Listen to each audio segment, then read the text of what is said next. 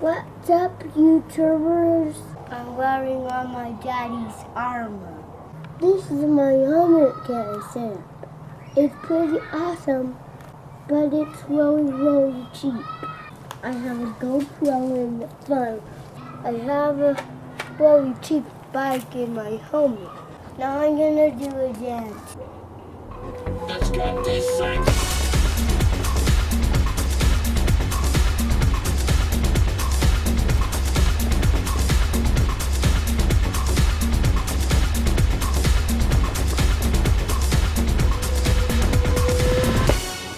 Dances like that, Dad.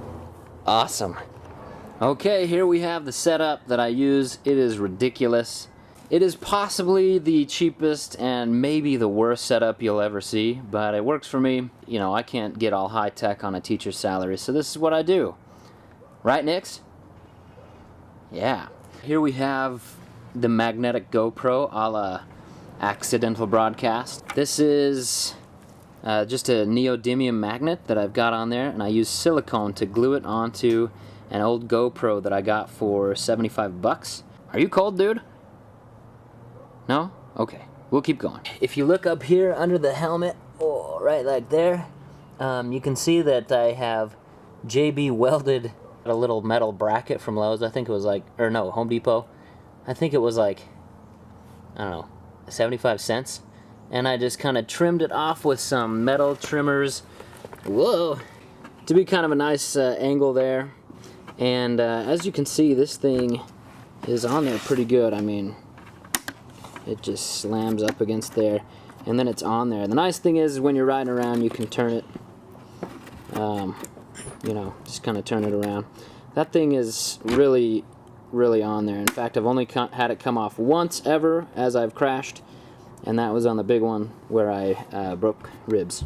Here's my mic setup. Now there's a different video that tells you how to do this to your GoPro. In the big wreck, it actually pulled that out, but not enough to disconnect the wires that I'd soldered on there. So it's a pretty good way to go if you've got an older GoPro and you're really not worried about having to get jacked up like mine is. I mean, you can see mine is, I do not take very good care of this thing, and it's still, you know, still working, still going strong. Anyway, yeah, the mic comes out of here, and then I just have this is just a 3.5mm jack. Oh, a one-hander. Oh, wait for it. Oh, bing! There we go. I've just got it taped up here with some electrical tape. Don't use electrical tape, it comes right off. I mean, it's like the worst. Use something more substantial.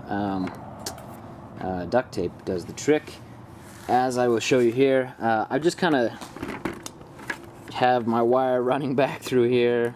Did I tell you this was really a nasty setup or what? I have some electrical tape running across here just to keep it across the side from flopping around. Right here is where I've got my big blast of duct tape. This is where I coiled up all my cord.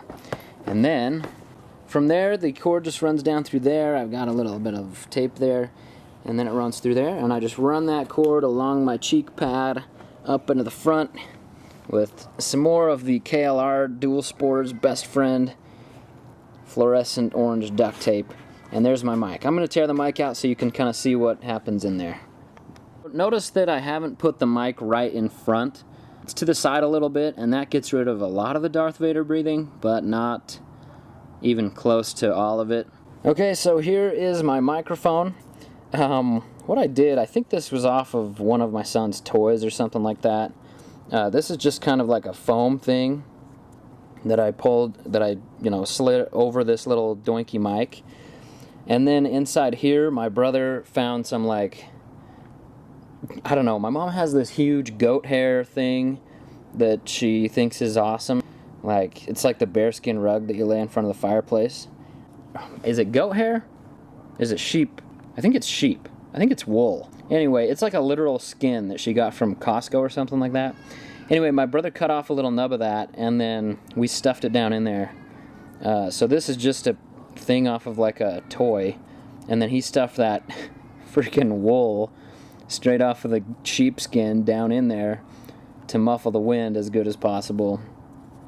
But basically this microphone, it's like a crappy $2 microphone that you get from, you know, you can get this from like meritline.com or something, just this doinky microphone. Just know that it's crappy and it was cheap. You'll have to skin your own sheep and stuff the sheep wool down there, and then you'll have to find a little, you know, toy with some foam and then ram it over there. Basically this is like a one-off thing. I mean, you can see how crappy it is, but it works. There's no condensers on it or anything like that. I know a lot of people get a lot more fancy, and trust me, if I had the money I would get fancy too, but because I don't, I do what I can with what I got. Poorness is the mother of all invention. Is that what they say? I don't know. Gross fingers are the mother of all lotion application. What am I talking about? Oh, one big thing about the GoPro, you must have, if you want any kind of quality, anything coming out of any helmet cam, you've got to use a Class 10 card. With my GoPro, I only record 720p. As you may have noticed, it doesn't do as wide of an angle with 1080p. This is just the original Hero. I can't tell the difference between 1080 and 720.